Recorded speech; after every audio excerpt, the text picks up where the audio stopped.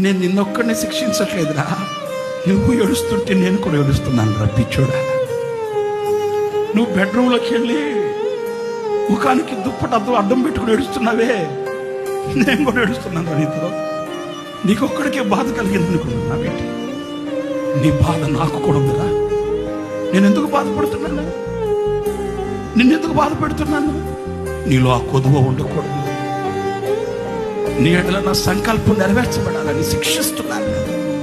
ఈ వాక్యంలో ఎఫ్రాయిముని నేను తప్పక కరుణిస్తాను, అతన్ని విడిచిపెట్టను, తప్పక అతనిని నేను కరుణిస్తాను. కరుణించడానికి శిక్షించేది ఆయన, నిన్ను నీ మీద జాలి చూపడానికి శిక్షించేది.